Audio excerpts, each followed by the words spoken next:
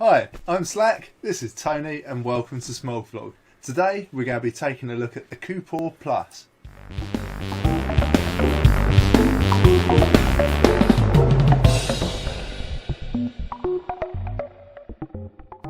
And welcome back. Right, now we're talking about the Koopor Plus 200 watt, one of the cheapest devices on the market at the minute, by Koopor, who are kind of related to Smog. Yeah. It's the same thing as you get with guitars. You've got Squire by Fender, which is the cheapy sort of version. You get Epiphone by Gibson. You know, it's the same deal here. It had to happen in vaping eventually. You know, you create a product and you don't want to necessarily put smoke on it. So let's just badge it up as something else and chuck it out there. See how it does. Testing the waters. Yeah. If it's a success, then well, Smog did it. Yeah, exactly. Anyway, it's not about that. It's about this unboxing. Join us after. Right, let's unbox the Koopor Plus. Quick tour around the outside of the box. You have the device image there and what it is. You have your scratch and sniff authenticity code. You have details and tech specs about the device there. Okay, let's get in.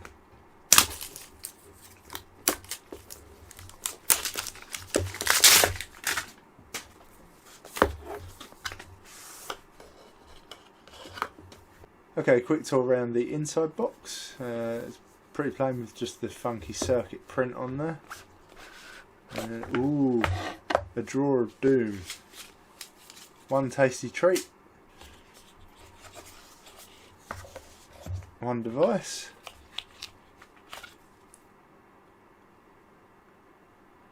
Battery safety.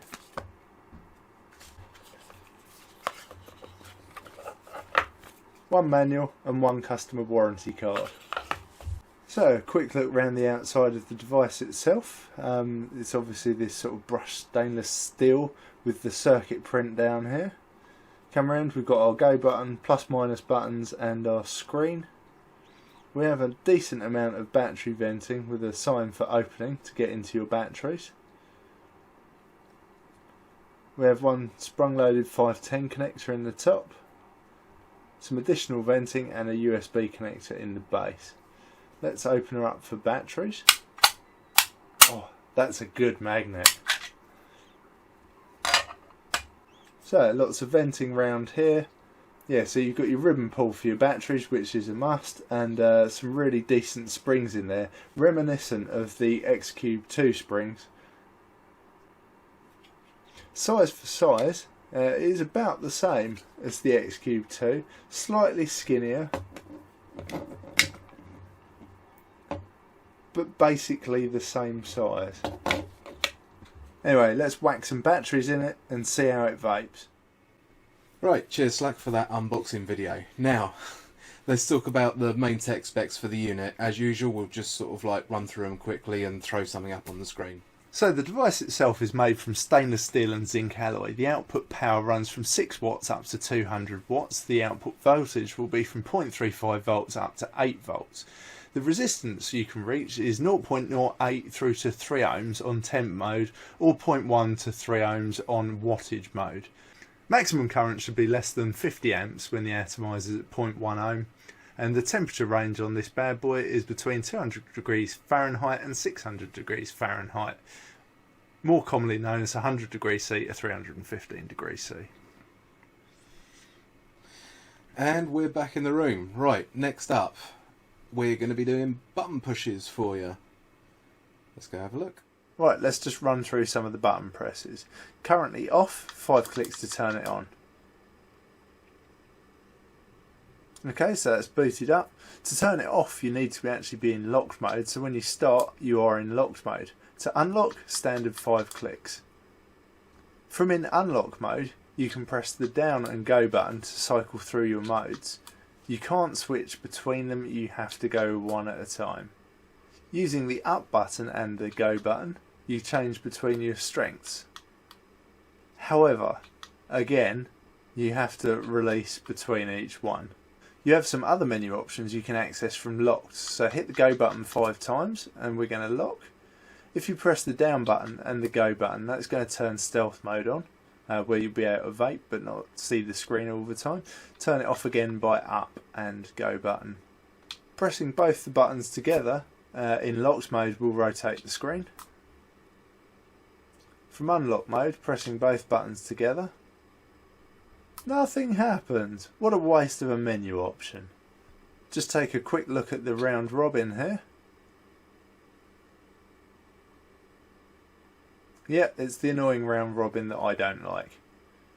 To actually power the device off, you're going to need to lock it with 5 clicks. And from there, you're going to press and hold the go button for 5 seconds. You get the power options. Now, any button you press, no matter what it is, just changes the options between on and off, and then you've got to wait. This is not a quick option. Right, so that's the button pushes out the way. Let's just take a moment to talk about the button quality. So it's a fairly clicky button, but it's not the best in the world. It clicks alright, but it's not a pleasing click.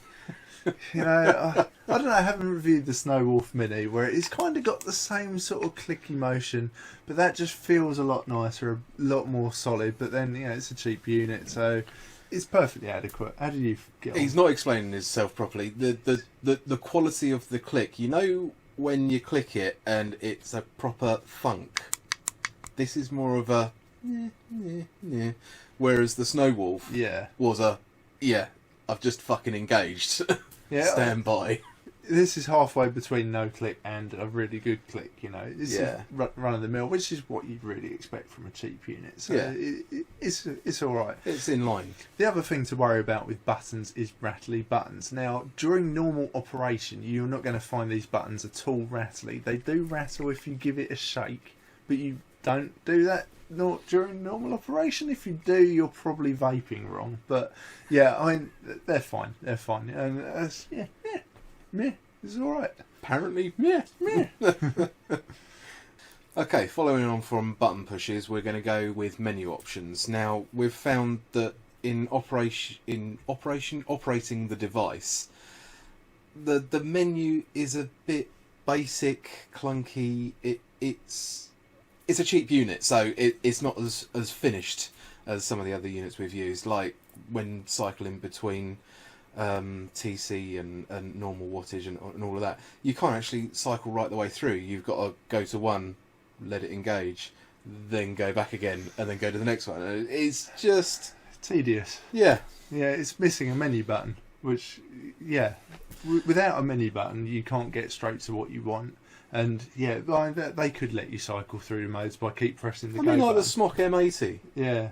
Smoke M80, sorry. Yeah, which this kind of is like the big brother of it. You know, the layout is remarkably similar. It's the same fucking company, isn't it? Yeah. But, I mean, with that, you're able to cycle through, and they've just, I don't know, what? It's taken a step back. Yeah, it feels like it. Yeah, and features wise within the menu, there's not that much you can do. It's not a very advanced menu system giving you loads of detailed in-depth menu options, which is a shame, but for a cheap unit it's fine, you know. And it does give you access to the things you need. Another thing I'm not loving about this is that you've got to turn the device into sort of locked mode to be able to access some menu options, take it out of locked mode to do some others, and I hate that. But again, that comes back to the lack of dedicated menu buttons. Exactly. Yeah, cost savings. Yeah. It's cheap. It's cheap. Right, okay, features and protections of the device. The device has got the standard 3 modes that you're going to see. You know, you've got temp control, and you've got wattage mode, and then you've got a memory mode. So you can have sort of presets in there, or they're all defined 10 watts apart by default. Yeah, that's fine. Works good. Within temp control, it's supposed to automatically detect whether you're using nickel or titanium wire. I'm not entirely sure how it does this, but it seems to work. You know, it's not amazing implementation of temp control. You know, after looking at the DNA 200 stuff, you know, it's not amazing. There will be people who are mega into temp control, right? You can't control your TCR on this, or if you can, haven't found out how. It's not got the real advanced temp control stuff. But if you're looking for a basic, out of the box, easy to use temp control, it's actually pretty good. You know, it does what it says on the tin. Okay, so still under the heading of features and protections, we're talking about the settings on the actual device. So, as with all Smog devices, and now apparently Koopor, or Smoke. Koopor. How are we pronouncing this? Koopor? Yeah, Koopor. Sure. Koopor. I'm going with Koopor. So under their settings, you've still got the soft, normal, hard, max modes with delivering wattage. Tony likes it hard, just to clarify. I do. I can't deny it. I'm sorry. I'm not really sorry. Next up, you've got the dual driver system, which is kind of their buck and boost. It's to do with temperature control, and it's just enables the system to deliver. How did they word it? I don't know, but basically it's a more accurate and enjoyable vaping experience. No, you know, it was dirtier than that. harder A and more faster. pleasurable vaping experience. Yeah, that might have been my description of it actually. Was it? Yeah, I'm think so. sure I read it in the manual as well. Oh, good. I've probably plagiarised it then. Excellent. That's fine. Moving on. Okay, so it's got your standard stealth mode where you can turn your screen off that I never use. You know, you should do when you're driving in the dark, you know, and, you know, it'd be really no, I can't be bothered. It's also got a puff counter, which I'd never use either. I mean, I don't give a shit. I vape as much as I want, damn it. I'm an adult. Next up, it's got overheating and short circuit protection, I suppose. Low and high voltage protection. It's got all the protections. Oh, it has it. It doesn't mention that it's got reverse battery protection. I can't imagine it Ooh. wouldn't, but it doesn't actually say it does. So, should we stick the batteries in? No, I'm joking. No. Lastly on the list, it's got a long drag protection thing, which is 12 seconds. It's 12 seconds, and it's normally 10. Yeah, that's good because, you know, if you're It's not good for your heads. yeah, but you say that if you're on like some mega dripper and you're Yeah, okay. Just be careful if you... Oh, I suppose you wouldn't be. Oh, yeah. that was nowhere near 12 seconds. That was 5 at best, I would say. Probably tells me, but I don't care. I really don't give a shit. The thing about these long drag protections, they're not really long drag protections. I've left it on in my bag and I'm about to set fire to everything protection. That's what it is, you know. So that's fine. I'm happy it's there. Okay, let's just quickly recap on TC because we've pretty much already covered this. In TC mode, you've got your various sort of, you know, temperatures you're going to get to. You can adjust the hit, I believe, in your normal max hard for your initial punch in temp control mode. I think I'll verify that and comment it up if I'm wrong. Yeah, it uses nickel or titanium coils, and it seems to work pretty well. It claims it knows how to determine between the two, which I find a bit weird when you just put one on and say it's temp control, but it seems to work.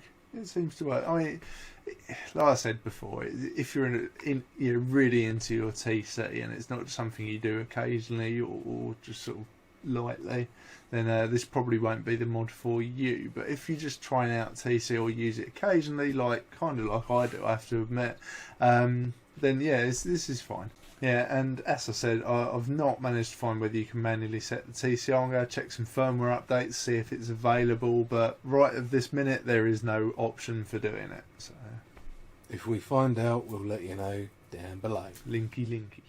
Right, next up is portability and size, really.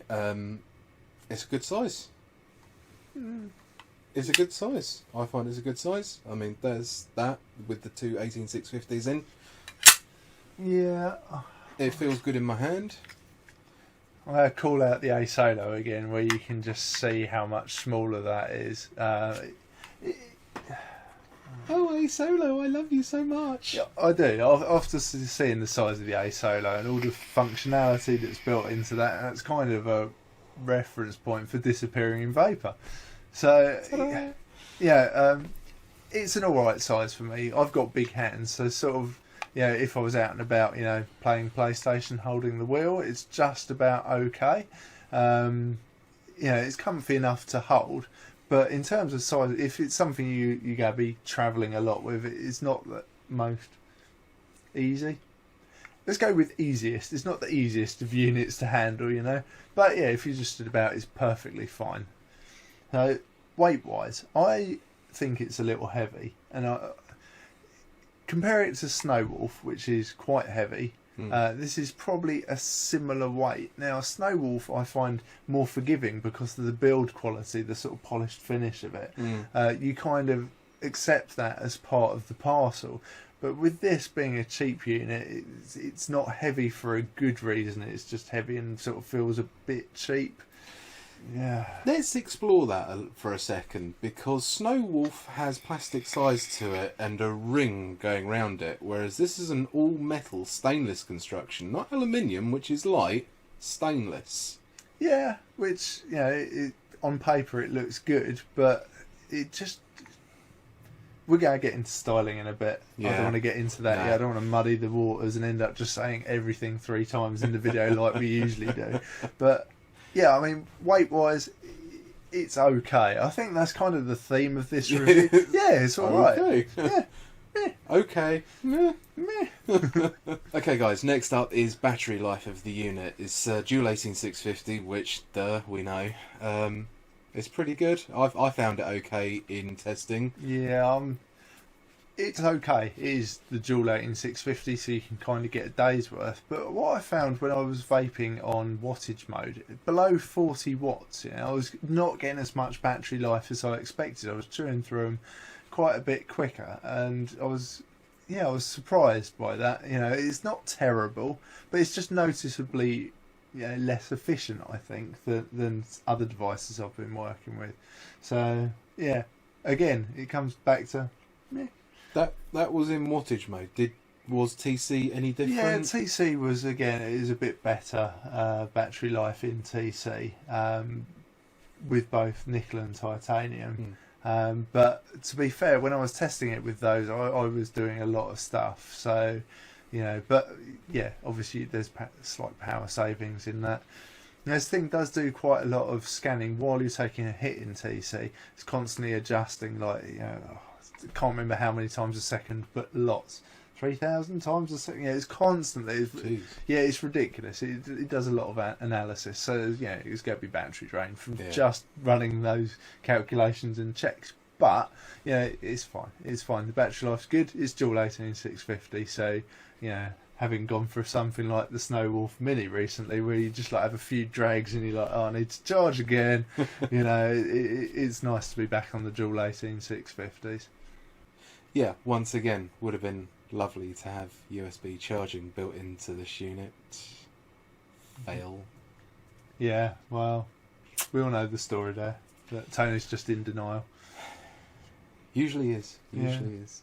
Right, next to the batteries goes the battery cover. It's shit. It is the worst battery cover that I have ever had on a device, right? I've ever used. So the worst one before that would have been the Smog X-Cube 2, right? Because of the flappy battery door. But I quite liked it. It adds character. You can play with it. With this, I just find it creates problems. Like, when you're doing anything, the battery door is being a complete twat. Right? It's so bad that Smog or Koopor have included this Sainsbury's-like fucking silicone sleeve to literally hold the battery door in place. I'm sure that's why it comes with this sleeve. That's the only reason I can think. So, the first problem I had with it, well, I noticed it was rattly, and you know that's okay. I can live with a rattly door. It's annoying, but it's fine. But it rattles all 4 ways, including the way it comes off.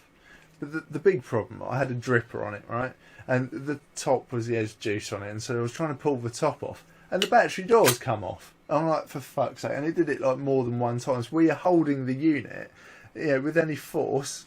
Of course, it doesn't do it now. But, you know, you try and pull it and just, yeah, found it really annoying. So, you know, you get this, which has a decent top to it, which some don't. And that just basically clamps the battery door in place for you. So it sort of cuts that out, which is good, but adds to the bulk. And it certainly does not add to the character in this shit orange, you know. Well, if you like orange, it's a great colour for you. And if you don't, tough shit, you get in orange. The only thing the battery door does have going for it, right, is it's got these 4 whacking great magnets. They're fairly well positioned, and once it's on there, the magnets are fairly strong. And if you are just playing, No. If you're playing with it, mostly it returns to place normally. Apart from when I've been manipulating, like, tank and had problems there, it hasn't accidentally fallen off during use. But the rattle, it's crap. It's crap. It is just a battery door. I'm overly sensitive to this. I don't know why. I think it's turning into a pet hate. Just like Tony's got his USB charging, I'm starting to get a battery door anti-fetish. Yeah, I don't like it. Tony, how did you find the battery door? Fucking hell, I ain't saying shit about the battery door. He's going to punch me if I say I like it. No, I mean, seriously, if you like it, then that's fine. I literally have absolutely no feelings about the battery door. In the time that I use it, it was like, slides off, slides back on, bit of rattle while I'm using it. Meh. Yeah, it does. It does the sliding on and off okay. I'll give it that, Maybe I'm more preoccupied about the lack of fucking USB charging. Next up for you guys is the 510 connector. It's springy, and yeah, it's a 510 connector. Yeah. Nothing special about it. No, it's alright. That's it. Yeah. Meh. Right, okay, let's talk about the style of the device. First thing we're going to talk about is the good side. This is its good side. Right here, this view is its good side. You've got this side here. It's got the Koopor name on it, and it's got this circuit board etched into it, and it looks really nice. I like it. I think it looks really cool. It's got the brush steel, which I'm sure Tony loves. Yes. Absolutely. Yeah. So I can just tell by looking at some of it. Yeah, Tony will like that, and yeah. This one, it does look great. It's available in a range of really cool colours, and that etching, it looks, the red one I think looks really cool, with that sort of whitish etching on it. It looks very good. But yeah, from there, that view, that 3/4 on view, if you're selling your car, that's the view you take. This view, it looks like shit, right? This mishmash of holes, okay, they're uniform holes that look like a beginner's guide to circuit boards. Wasted opportunity there for a little bit of design effort. You could have had the same number of holes arranged in this circuit board thing and some etching, to just sort of bring that round to the other side, and it'll look really cool. It's functional. I really like lots of holes. That's good, but just the presentation looks shit. So the button and screen layout reminds me a lot of the old Smog M80. It's just like a giant expanded version of it, and yeah, it's alright. It's fairly plain. The screen's pretty good, it's alright. It's just sort of been done before. What hasn't been done before is this monstrosity, this Sainsbury's bag recycled pile of crap with all the honeycomb holes, and yeah. I'm not a fan of this. I do like silicone sleeves. I'm perfectly fine with that. But there's just something about this one that makes what I think a wasted opportunity of a device that could have looked so much better. Makes it look that little bit worse. But yeah.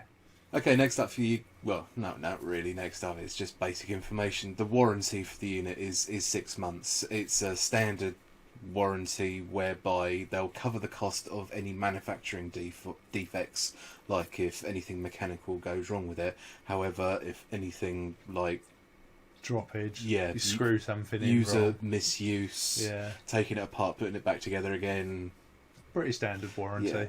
But 6 months, that's really good. That is really good. We're reviewing a lot of things lately that have only had 30 days, which is bullshit, and here we go, 6 months. So that's really good. Okay guys, now we've reached that stage in the show episode. I don't know what the fuck this is. It's a review channel, so that stage of the review channel where we go through the pros and cons of the device. As always, it's just sort of like a summary of everything that we've already been through, but bullet point form for you. Nice, quick and easy, just like me. Okay, so starting with the cons. First thing I had was quite a bad problem. I was using the Heracles tank, and it kept misreading the resistance of the coils on the tank.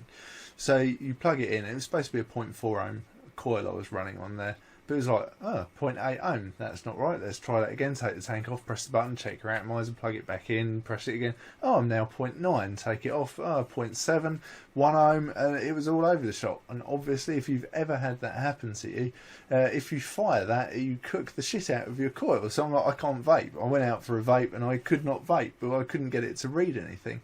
Eventually it did go, and just to clarify, that was a cold atomizer, it's cold coil, so no idea what was going on. Now that's happened once over a period of, I don't know, it was like about 20 minutes. It was giving me grief, and it's been fine every other time. It wasn't, I don't think, a problem with the coil on the device, because I tried it on a number of other devices and it was reading straight away exactly right. So something weird going on there, but so far a one-off. One to watch. Next up on the cons list is apparently the battery door. Yeah, and apparently the lack of USB charging. Also, lack of styling. Yeah, one good side is all it's got, I suppose the lack of advanced features in the menu. I just feel like the M80 might have had more functionality and easier to use functionality. It's got the basic functionality you're going to need, and it's fairly easy to get to, but it could have done with a little bit more. And I suppose lastly on the cons list is, for Slack at least, the size of it. Yeah, it is not terrible. It's holdable, but it could have been better, especially when he's sitting next to the A Solo. But yeah, it's alright. Okay, enough ragging on it, because it is a pretty decent device. Let's talk about some of the pros. First one, and the obvious one, it's cheap. Which is also the second and third pro for it as well. It's cheap. Cheap and cheap. It's cheap. I mean, it's so cheap for a brand new dual 18650 200 watt mod. I mean, price wise, it's a really viable option. It blows a lot of other stuff out the water. So I mean, that's just great. I hope to see. This, as the cheap stuff hopefully takes off really well, they start introducing more features into it, and it just sort of merges the market between the cheap shit and the thing. And this is a good step to do that, halfway between cheap shit and advanced stuff that costs a lot of money. It's a good middle ground at a really good price, So yeah, it's good. Yeah, so temp control mode's pretty good on it. It works all right, it's an out-of-the-box temperature control thing. So if you don't understand manually setting your TCR, or you don't want to be faffing about with that, then you don't need to worry about it. You just put temp control on. Don't even need to worry if it's nickel or titanium wire. Just whack it on and it works. Adjust your temperature to the temp you want to vape at and just go. Nice and simple, and it works fairly well. Okay, and lastly for the pros list is the memory mode and the puff counter. Not necessarily something I or we would use. However, for such a cheap device to actually have that installed functionality available to you, it does bring it up a few levels. What with how cheap it is. It's great. I mean, if you're willing to invest the time in figuring out how to get that shit to work, yeah it will do the job for you. Yeah, it's nice to have the option to be able to do it. It's one of those things that you can never have too much functionality, even if it's something you're not going to use yourself. There will be people out there who do. Yeah. So it's come to that time of the show where usually we would ask the all-important question to Tony, where he got it from and how much he paid for it. However, on the back of the TPD, one of the things that's going to come about in May that Everyday Vapor found out is that basically advertising for vaping is going to be banned in many respects, and one of the things that is going to be banned is actually sort of product references where the price and source are included. Now, as that's been a key part of our videos the whole time, what we don't want to do is have all our videos pulled down come the 5th of May or wherever it is, so when this goes live in May, we don't want to have to lose all of our videos. So what we're going to have to do from now on is just whack information about where we got it from, maybe where a good deal at the time where we're putting the videos up is, because we've had this unit 3 weeks, maybe. Yeah, something like that. We had it since day of release, and we've been testing it out since then. So maybe we can find somewhere nice and cheap for you. But yeah, this section of the show is kind of done just to be on the safe side. So, yeah. God damn it, TDP. TPD. God damn it. Okay, guys, that's about it for this review of the Koopor 200 watt TC thing. I hope you've enjoyed the show. We hope you've enjoyed the show. If you have, please drop us a like. Leave us a comment if you've got any questions or, want to talk about the TPD. I got it right. Yeah. Anyway, Slack? Yeah, don't forget to follow us on all the social medias, Facebook, Twitter, Instagram. We're fairly chatty, so either hook us up on there with any questions or hit us in the comments below. Anyway, thanks for watching Smog Vlog.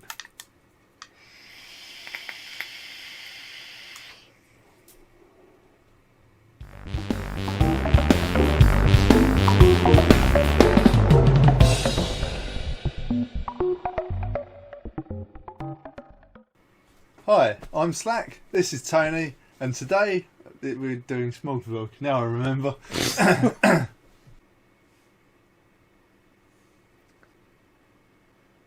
Shall we You do ping this pong? time. Oh, You want to ping pong it? well, I can do it if you want. It's up to you. Yeah. I don't mind. I'll do it. Go for it. I'm going to drink too. Okay, well, don't slurp too loud. Bell end. That's good, right? It's great. This sounds like you're noshing me off. Bearing in mind it's a screen overlay. Don't spit, you bastard. You appreciate it. It's all lumpy. That psychological thing where... No, that's not why your tea's lumpy. Special sauce. Right, are you good? I'm good. I'm now realising that this is all on camera. Yeah. Just because there's a screenshot up doesn't mean to say I know. can't see I know. this. Yes, I'm quite stupid. And we're back in the room. Anyway, it's not about... fuck it. Menu operation. Let us know in the comments down below. Yeah, covers it for you. Yeah.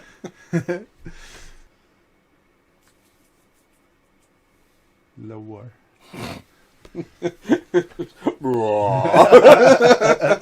Need Need to open it up a bit more. Yeah, get the scissors out. So the button and screen layout, actually no. Yeah. And I suppose lastly on the cons will be the... Suspense. On the back of the TPD, TDP, TPD. Tobacco Products Directive. On the back of the TPD, yeah. I'm going to try that again. On the back of the TPD,